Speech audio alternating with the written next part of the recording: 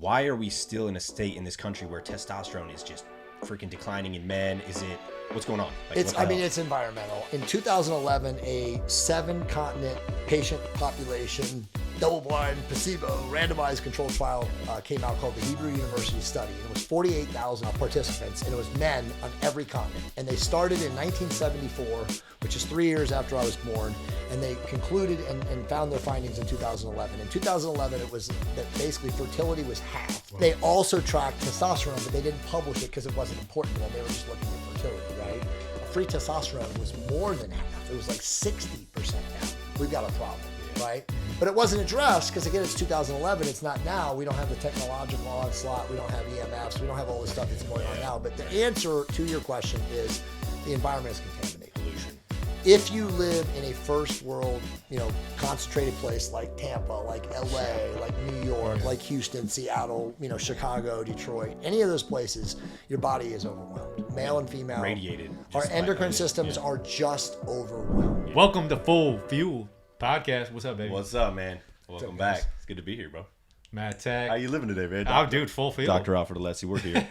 Man, I'm pumped for today. We have a great guest on the show, somebody with some high-level knowledge that they're going to really break down some really cool stuff, really high-level information. So Jay Campbell is a 5-time international best-selling author, a men's physique champion, and founder of the Jay Campbell brand and podcast. Jay is recognized as one of the world's leading experts on hormonal optimization and therapeutic peptides.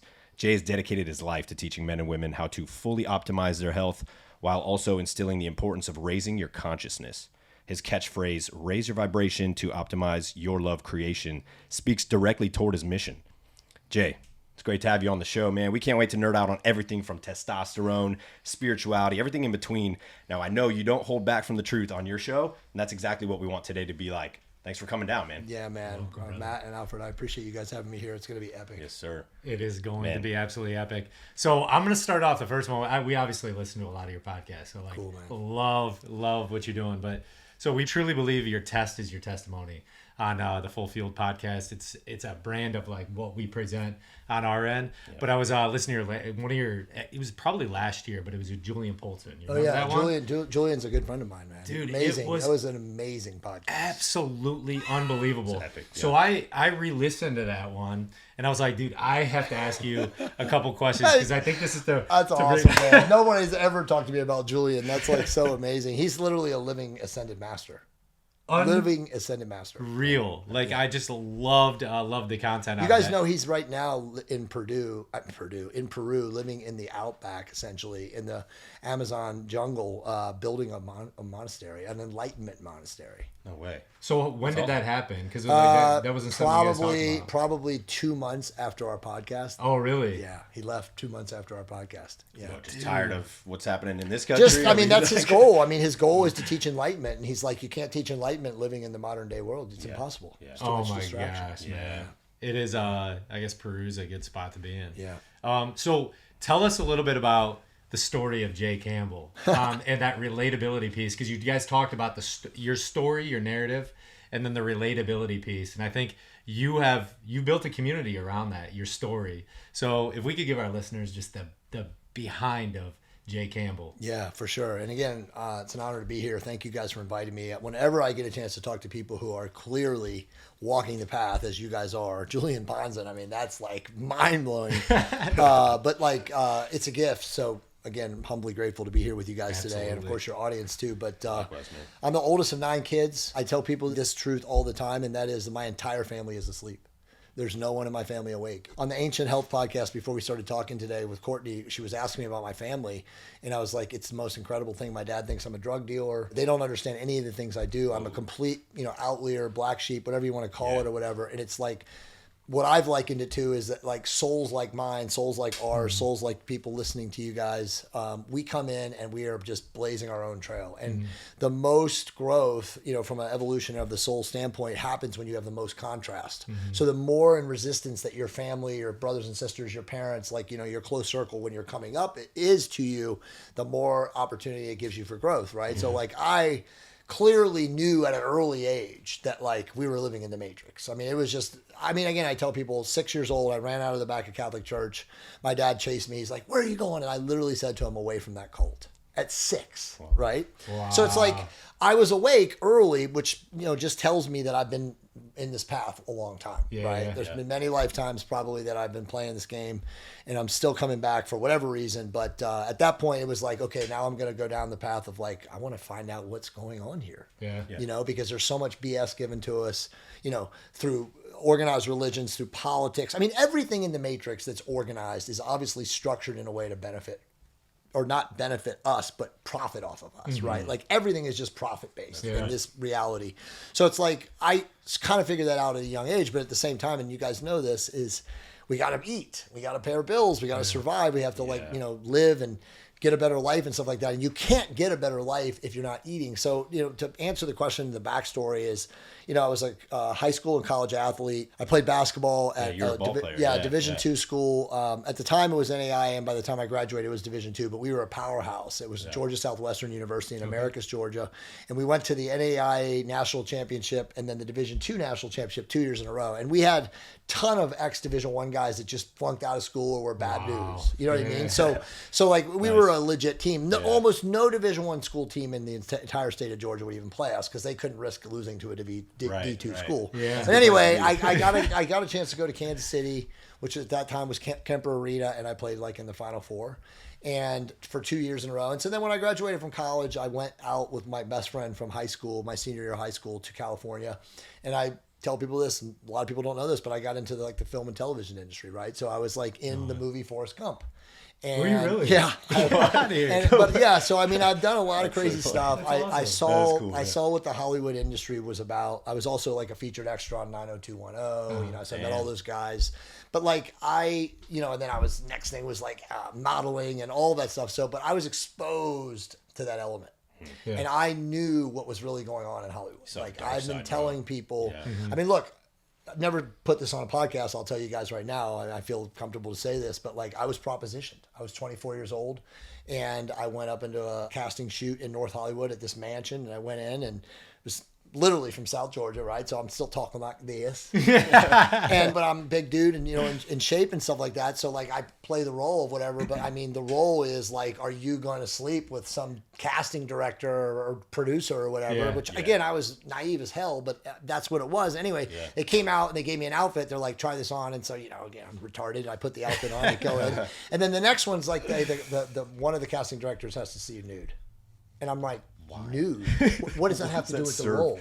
And they're like, hey man, do you want the role or not? That's when the guy said that. And then I got right in the guy's face and I said, I mean, I was like overwhelmed and in shock, but I was like, talking like that, get you killed. Where I'm from, right? Like that's kind of what I could say. That's what I knew, right? Yeah. And I was like, and he was like, I guess I'm gonna have to get killed. And he got all bowed up with me, and I just thought about just taking him out.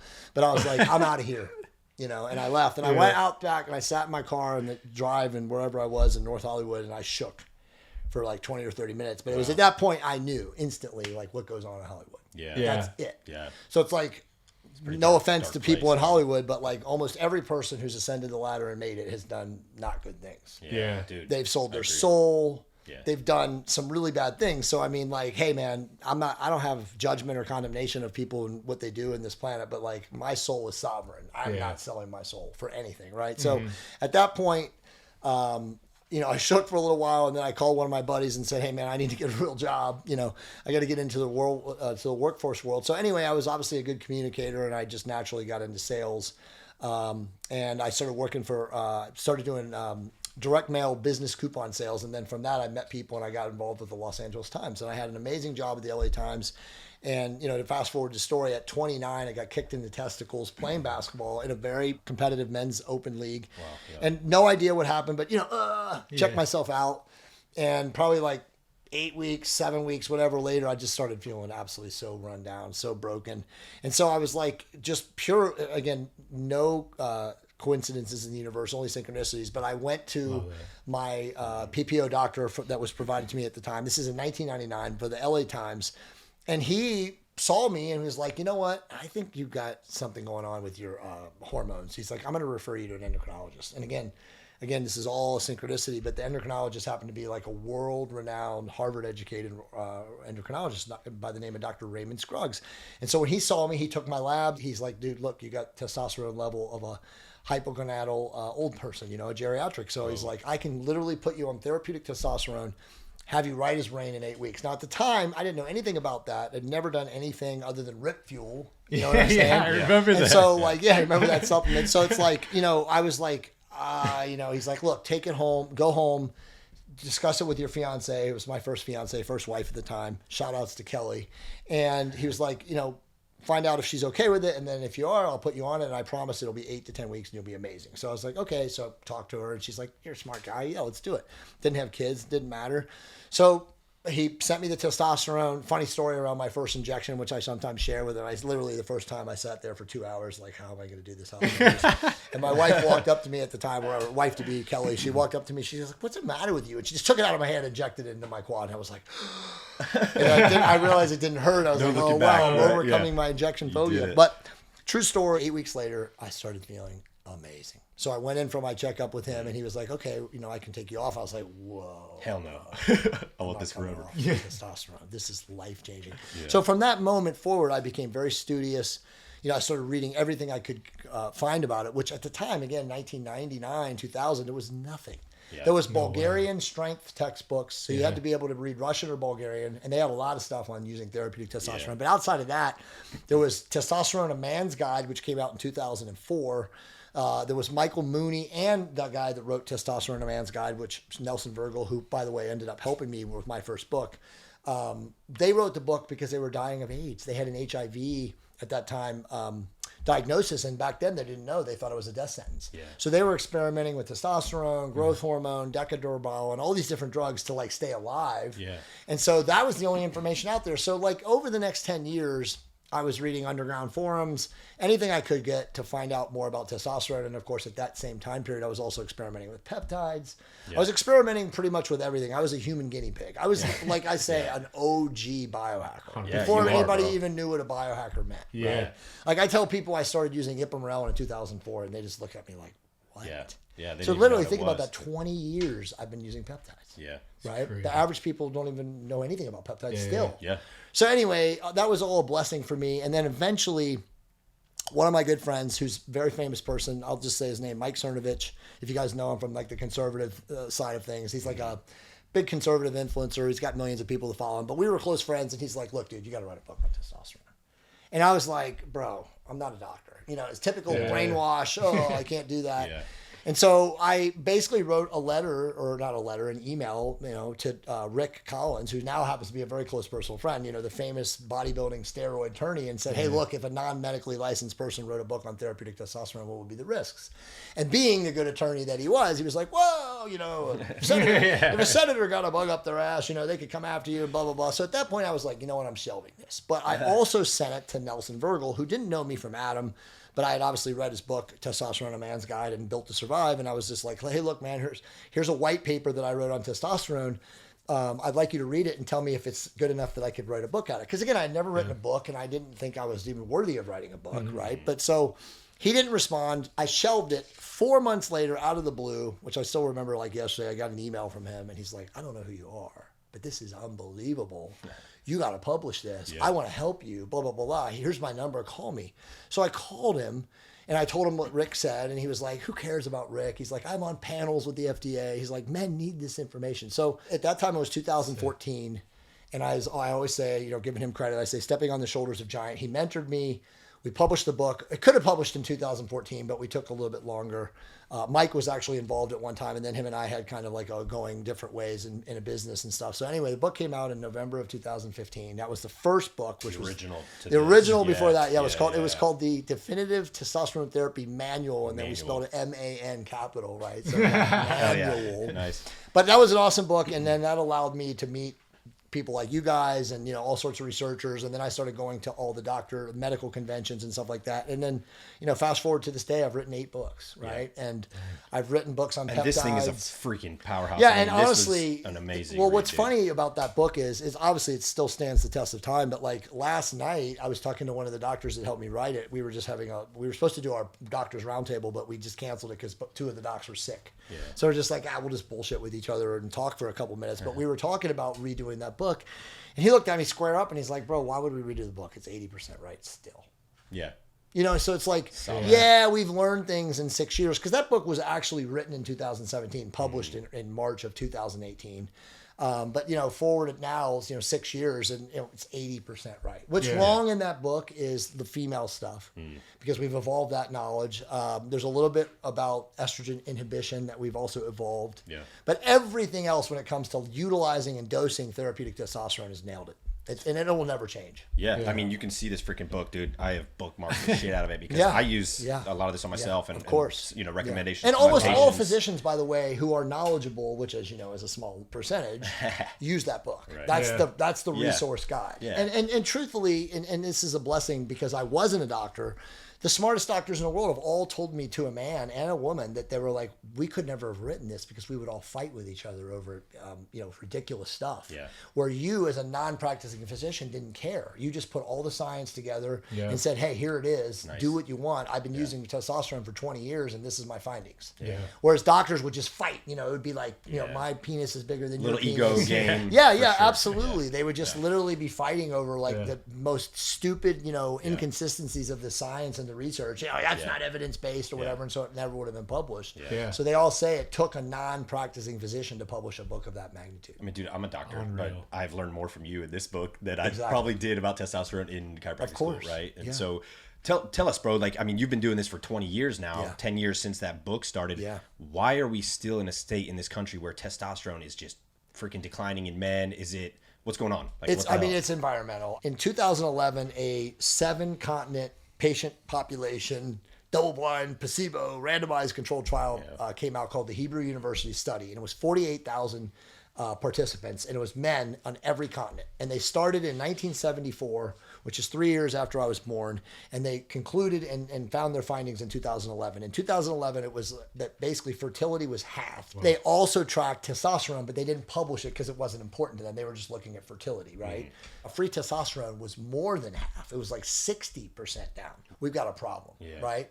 But it wasn't addressed because, again, it's 2011. It's not now. We don't have the technological onslaught. We don't have EMFs. We don't have all this stuff that's going on now. But the answer to your question is the environment is contaminated. Pollution.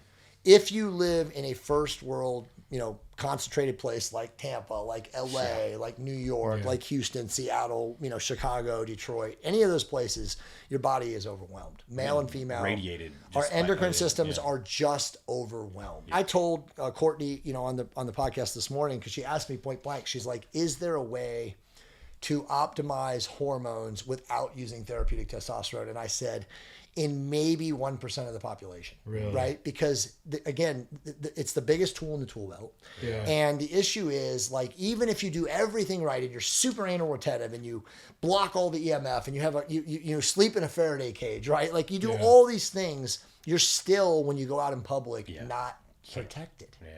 So it's like, if you're using therapeutic testosterone, you're using therapeutic hormone or peptides, you're using a low dose of growth hormone, you're taking, you know, metformin or dihydroberberine or all these different things, like, then you are somewhat protected, versus when you're just natural, you're not protected. Right. And so that's where we've gotten in today's society. You either have to be a freak genetically and still an outlier, right? Because even if you're a freak genetically, you're still being bombarded. Yeah. So it's like, you're either a freak genetically or an outlier, or you're using hormones, or you're destroyed.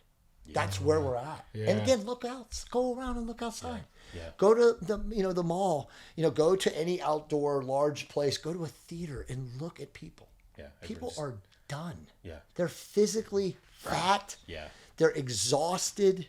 They're insulin dysregulated or insulin resistant, metabolically dysregulated. It's insane. So I got a question on this then, because this is pretty interesting stuff. Now that I'm thinking about it, based on what you're saying, right? Yeah. Is it that less people are having sex?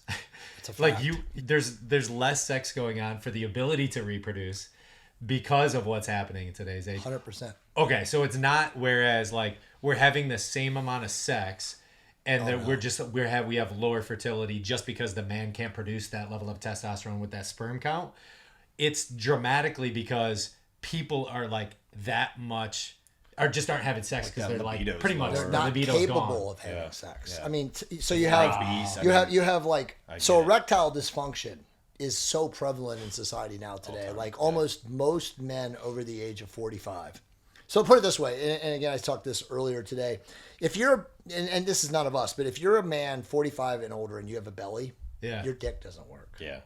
You are metabolically disranged. It's like I say that shit again, because that's our audience. No, if you're 45 or above and you have a giant belly, you cannot get your dick to work naturally. Now, granted, most of those guys are taking the blue or the red pill, right? They're taking Cialis or Viagra. Now, here's something, too. I'm going to blow your listeners' minds away. And again, no one studies this, and this is just my theory, but I'm telling you, if you looked into it, you would find out it's not a theory. The majority of heart attacks in America today that happen to men who are fat, again, metabolically dysregulated, are from taking a high dose of Viagra and they stroke out. Wow. Think about that. Yeah, they're trying to force something that just isn't physiologically happening. I said that about a year and a half ago on some podcast, and I had a physician reach out to me who found me, who listened to me, indirectly some way, and he said, that was one of the most profound statements that have ever been made because I can actually prove that scientifically. And I was like, well, yeah, it just stands to reason. He's like, yeah, but nobody's talking about that. Because then they're going to get off it the money. If you take a 100 milligram tab of Viagra, which a fat guy, that doesn't even do anything. They take 3 of them. Dude, first off, as a guy who uses a surgically precise dose of Cialis, I've experimented with 50 milligrams of Viagra, and it makes you feel loopy because, again, it's occluding vascularity, right? So it's like you can go from like feeling, wow, I got a raging heart on, to like flaccid and feeling like, oh my God, what's going on with me? So imagine taking 300 milligrams, which is what fat guys are doing. Crashing. So exactly. So you're basically 50-50 going to die of a heart attack to have a heart on. Yeah. But again, hey, if you're that dude and you can't get a heart on and your wife is like going to leave you. Yeah, so that's what's happening. But it's like, to go back to what you were just saying, think about this. This is how crazy it is. It's like, the average guy who's going through this experience, who's not having sex, who can't get an erection, they don't know they have a testosterone deficiency. They don't have anywhere to get the information.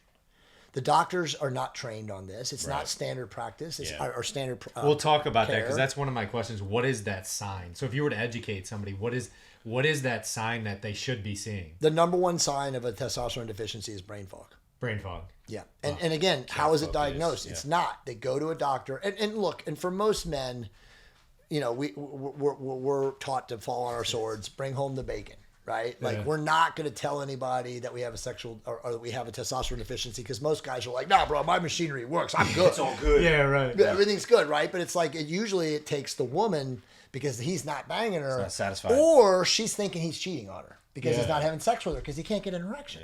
So then they get a doctor. Absolutely. And then they get a doctor involved. But then again, they're going to a PPO doctor, an HMO doctor, 100%. A family doctor who knows nothing. That's nothing. Yeah. Exactly, right? So then, but what they do is they make it worse, right? Because they prescribe an SSRI and a pink or blue pill. Yeah. Both of which don't attract or address the root cause. Yeah. So now it just gets worse, and we know the SSRIs actually further exacerbate hormone deficiencies, right? So this it's a vicious cycle or loop that cannot be fixed until they get smart enough to find somebody like me to listen to a podcast like this and to seek outside help, because you're not going to find any help in the standard care practice and insurance medical practice. And like you always talk about this, man, and I want you to elaborate, is like you always talk about like the difference between optimization and replacement. Exactly. Right? Like, we can replace your testosterone to a basic level where you're within reference range, which who the hell's coming up with these numbers anyway? Exactly. Or like you say, is like, how do I optimize that shit to be, I don't want to be replaced to like normal, right? Like you want to be living above average, right? So dude, that's the best question you could ask me, because we were talking about that earlier today too. And no one's ever asked me this. This is like a perfect frame of thought for me. But dude, think of this. So there are now 3 oral testosterone, FDA approved testosterone formulations. One of them is called Jatenzo, one of them is T-Landy, and I don't know what the other one is. It doesn't matter. But literally, to what you just said, they're worthless, because they will take a man who has, again, the average guy, 60 to 80 to 100, right? Yeah. And remember, for your listening audience, I know you guys know this, but for your listening audience, yeah, exactly. And that's a meaningless number, right? Because free is all that matters, right? We only want to measure what is unbound and usable by the body, right? So bound testosterone is usually what is total testosterone. But anyway, to not rabbit hole too much, there's 3 companies that make 3 FDA approved products, which by the way happen to be the most expensive delivery systems in the marketplace too. So right, so big pharma's making their money, but it will take a man who's at 60 or 80 total, 5 free to 250 to 300, which as you know is just tiny bit above the low range, which is already compressed due to obesity, due to the environmental onslaught, and so they become normal. Yeah. Who wants to be normal? Cool. Yeah. I mean, you still feel like absolute dog shit. Yeah. Yeah. They feel, I mean, literally you go from 200 or I'm sorry, 75 to 250, you're dog shit. That's not an improvement. But again, doesn't change those guys that prescribe those oral supplements, and I know a lot of doctors that do, they're going to say to us or to you or to me, they'll be like, yeah, but this keeps me outside of the auditing of the state medical licensing boards, right? Yeah. Because it's still in the range. Whereas like if you give them an optimized level, as you know, sometimes they're going to fall outside of the range. Scared though. Exactly. They're scared. It's all scared. Yeah. But sometimes they fall outside of the range. But again, the range, you already said it before we started rolling, the ranges are made up. Means jack shit. It's completely a farce. Yeah. I was taught by the godfather of hormone optimization, Dr. John Chrysler, may he rest in peace. You know, he offed himself, unfortunately, like 5 years ago now. But he said, Jay, there's a twofold goal of hormone optimization therapy, and that is balance and joy. Do you feel balanced and are you joyful? If you feel balanced and are you joyful, it doesn't matter how high your testosterone levels are, right? Because again, in the absence of symptoms and side effects, who cares? Yeah. That's right? powerful. And the other issue though is that, and you know, this is important to talk about with your audiences. We never ever want to block estrogen when we're using therapeutic testosterone. Yeah, this is like the most insane bodybuilding. Because can I clarify something real quick? It's protective, right? So Yes. bookmark that real quick. But Yes. before that, Yes. So like just to clarify, Sure. oral, because for purpose and education For of sure. everyone and myself, Absolutely. you do not recommend oral. You subcutaneous mainly for testosterone, and that creates more bound testosterone. Through the subcutaneous route, not the oral. Am I corrected on that? No? Somewhat. But just to Clean it up. clarify Yeah. for your audience, because Yep. it's important, there are 2 delivery systems that men should use. Okay. Women, there are 3. Okay. The 2 delivery systems that men should use are obviously injectable, which is the standard, tried and true, used for 80 years. Yep. The problem with injectable solutions is a couple of things which are important to mention. Make sure you're using a compounded pharmacy because the retail versions of these testosterone things have cottonseed oil and other GMO particulates that are Inflammatory. stabilizers, Yeah. which cause horrible anaphylactic reactions, can cause allergies, can make people sick. I mean, they're horrible. Like literally Shearing and all the main pharmaceutical manufacturers still put cottonseed oil in their testosterone preparations. So make sure you're using a compounding pharmacy that, you know, has a stabilizing non-GMO product to stabilize it. And there are plenty. You can use MCT oil, you can use grapeseed. I mean, there's a lot of different things that you know make it very thin and very not viscous so that it won't go through the injection. But if you inject, the best, absolutely most optimal, because again, when we inject, we want to mimic the body's natural production as close as possible, right? So we want to go daily, but that's not reasonable. Most people are not going to inject themselves 7 days a week. Yeah. If you're a business person or executive or a traveler, you're not going to be carrying 7 needles in your freaking right? It's just not practical. So the next best thing is to go every other day. Now, if you go every other day, it's like 3 shots a week, right? Monday, Wednesday, Friday, Tuesday, Thursday, Saturday, whatever. Maybe you'll have a 2-day break at the end. But if you do that, you're going to mimic the half-life of the testosterone ester. It's that drip kind of Exactly. approach. So the ester that most people use is either, especially in the West, is cypionate or ananthate, and they're very, very similar. So you got a half-life of anywhere from like 24 to 48 hours. So it's like if you're injecting every other day, you're constantly like this. Got it. Now, when guys are injecting twice a week, or at worst is once a week, they're crashing their testosterone every 3 or 4 days. Yes. Nuts. And so their body acclimates to that. They get all sorts of symptoms and side effects. They're never balanced. They're never optimized. Gotcha. Those are the guys that have high sex hormone binding globulin. Okay. You know, they're always chasing laboratory range numbers and they're never optimized. Yeah. Gotcha. Now, to answer your question, the oral versions don't work in men because they're too weak. Yeah, so they'll take a guy from like a super low level into a quote unquote barely over normal, and then the docs will say, "See, it worked." but it's not effective because you're not feeling optimal. Right. Yeah, They're just reading the laboratory ranges, right? So the other one though that's important and what I use is the transcrotal application. So basically it's a cream and you put it at the base of your scrotum. And the reason you put it at the base of your scrotum is because it's 8 times more permeable than any other skin location. Now, even more amazing is, and again, this shows you how close men and women are, the clitoral head, so the tip of the clitoris, the skin permeability is the same as the scrotum. So for women, exactly, when women take too much androgens, their clitoris becomes a penis. Gross, Literally. I mean, again, I tell people this all the time. The difference between men and women is the amount of testosterone in utero that this fetus that promotes the growth of That's that literally genital all it tissue. is. There's no difference. There's no difference in men and women. No, but it's true. There's no difference in men and women physiologically other than the amount of testosterone or estrogen in utero. 100%. A woman becomes a woman because they're exposed to more estrogen, and a man becomes a man when they're exposed to more testosterone. Now, to get you guys even more freaked out and to start understanding like this whole trans nonsense. Let's go. The reason that these kids and young people today are confused sexually is because they don't have enough testosterone that they're exposed to in utero. Whoa. So when you don't have enough, and I mean like you talked nothing, about this on Ben Pakulski's show. I did. That episode, so when they're not exposed to testosterone in utero, they don't have sexual identification. They can't identify as male or female. So again, this is all hormonal. I've told people this, that the whole trans thing is a farce, that it's all misinformation. It's literally a lack of testosterone in utero. Now, anybody could prove this. This is simply verifiable. Now, obviously, all of the PC police are not going to ever agree to this and say I'm insane, but it's very simple to measure this biologically. And so this is leading to the problem that we have today. This is the sexual confusion, people saying they want to change their sex because they don't feel, I mean, think about this.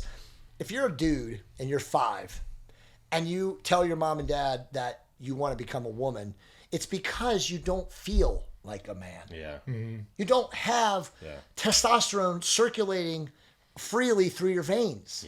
And so you start questioning, well, maybe I'm a woman. And then, of course, you look at the PC nonsense that they're feeding our kids and you say, oh, well, it's okay. You can transition. The state will pay for it. That's where we're at. It's insane. But this is all easily proven biologically. Now, why is this happening? It's happening because, again, there's so much birth control in the water supply. I've said this to, I didn't say this, but Dr. Anthony Jay from Estro Generation, who's a good friend of mine, he said this on a podcast with me in 2018. He's like, look, and it's in his book. Again, Estro Generation is a book that you guys should definitely read that book. That book will literally teach you guys so much. But if you put a male fish into North American aqueducts, freshwater streams, rivers, even salt estuaries, they become female within one year. 12 months, the male fish becomes female. There's so much when hormonal corruption by the chemicals. So when you understand that that's what's happening to biological sentient life, both humans, animals, and mammals, this is what's happening. That's why men are weaker. Look, I just saw this post on Twitter the other day, but they were showing NBA basketball centers 25 years ago to the centers of today, like Wembanyama or that other guy that plays for the skinny kid that played at Gonzaga. Spurs. Yeah. But that's the difference of what I'm talking about. They don't have testosterone in utero that we had 25 or 30 years ago. So they're skinnier. They have weaker bone density. So it's like, it's very simple that you can see the species. It's essentially a transmogrification of the species. And so people are becoming weaker and less hormone balance. And it's simple. Probably won't get into this on the show, but I think you and I can subscribe on the same page that how much of that is like a plan or part of agendas that are bigger than everything. I have my tinfoil hat out in the car. But I mean, look. It used to be keep us weak and it used to be that people would say to me like, "Look, man, it's a byproduct, right?" And I'd be like, "Maybe." But now it's not a byproduct. No. I mean, I can show you what's a controllable species. 100%. A weak man, right? I mean, look, I talk about this in the group every Tuesday night. Like when you get to a level of awareness of like what's going on, you realize that everything is densities, right? Like first density is inanimate material. Very important thing what I learned when I went to Peru in 2019 is that everything is conscious. This table is conscious. It barely vibrates, but it's conscious. You get the second, that's first density, right? You get the second density and you're at plants and animals. They're conscious. Our plants they've done all those tests, the Muccio test with the plants, where like if you give it love, it grows and sprouts, right? Music, all that stuff, right? Same thing with animals. We all know from our animals, right? Unconditional love is when we get into the exposure of our dog wagging its tail when we come home, right? So that's second density. Third density is us. Okay, we're humans. Fourth density is what we don't see or understand. The fourth density would be beings, exactly. We can't comprehend it, but basically beings who would be biphasic. Literally, and what I mean by that is they become energy or physical. But because where they're vibrating at, to come into our realm or into this existence that you just said, energy and frequency, they would have to step down just to get here and exist in our density because they're vibrating, and think of it really as oscillating. It's torsion at that level. So it's like when you start looking at humanity, I mean, I shouldn't say humanity, but creation from levels of density. Then, like, of course, it's an overt plan to keep the third density humans stupid and meat or food or fuel or whatever. And we're not even talking about like what we really are for them is fuel. It's like we're psychic fuel for these things. That's why, if we get into the sex trafficking and the organ trafficking and the adrenochrome harvesting and all this stuff, this is all because it's a fuel source for different density beings. Again, whether you want to call them reptilians, demons, grays, there's so many different names for them. What they used to call them, the Arabs called them jinn, jinn. There's so many names for these beings, right? But it's like they're not in our dimension. They're not in our realm. We don't understand them. They take energetic form and physical form when they step down. They can't step down very much. But they can walk between. Exactly. The whole reason that people can't find or prove that UFOs exist is because they're not in our reality. Can't see them. Yeah. When they come into our reality, it's a blip in time. They're literally like generating a torsion field variance to show up.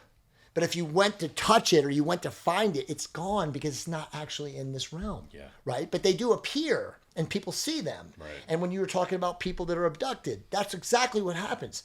The energy of the life form, which is all what we are, is just energy. We're energy at base essence. These meat suits, right, allow us to move around and stuff in this density, but we're basically energy. It's souls, spirits. And so when the beings from the different densities come in and they abduct them, they're taking their energy. And so that's why people move through walls or they move through roofs or they go into ships or whatever it is they experience. It's their energy. Energetic form it's leaving. It's the physical body stays. It's just a shell. Exactly. A meat you suit. always say. We're meat suits. The shell. We're meat suits. Meat suits. Right. We're literally but meat we suits. got to protect those. Like, I mean, I'm a big faith believer, and I'm like, dude, 100%. if I'm not protecting the shell that was given to me and I was blessed You're with, more man, of a target, bro. Like what? 100%. You're here for a limited time. I want to protect the shell. The physical body is the most important thing we have in third density. If you don't protect it, you don't appreciate it, you don't love it, you don't train it, you don't eat it, feed it the correct fuel sources, then you literally have no shot of connecting with God. Absolutely. None. I mean, people get mad at me because they're like, oh, so you're saying that a fat person can't be spiritual? And I'm saying that's not what I'm saying. I'm saying if you want to connect to source consciousness, 100%. To God, to creation energy, you cannot be comorbid, sick, 10 vaxes, 6 boosters, morbidly obese, inflamed. You can't. It's not possible. No way. And the ancients taught us this, but this has all been forgotten. And again, this dark element, this parasitic energy that's attempting to, circumnavigate all of us now and create whatever it is. They're creating a transhumanist world. That's what they want to do, right? It's a transhumanist world.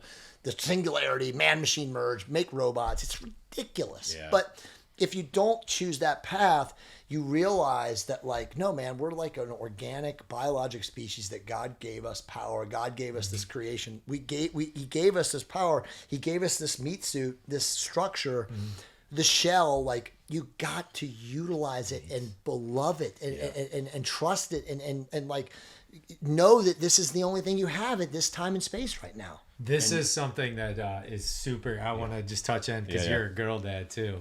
So I got 3 girls. And one of the biggest things for me that resonates with that is that the modeling perspective of that all. And if I'm not modeling this meat suit correctly, what are my daughters gonna pick, right? Exactly. And I'm like, hell no. Like, Right. I gotta make sure I'm modeling that correctly Dude, 100%. in this, because it is absolutely, I'm casting that energy on a daily basis. There's 7, 6, and 4 right now, but I want to make sure I'm right. Yeah, Like, dude. I don't want to play any games. Yeah. And so that was something big for me that like absolutely resonates, because like my daughters are going to have a choice. That's right, dude. That's right. Thanks so much for listening to part 1 of this Full Fueled podcast. If you like what you heard, tune in next week at the same time to catch up on part 2. Thanks.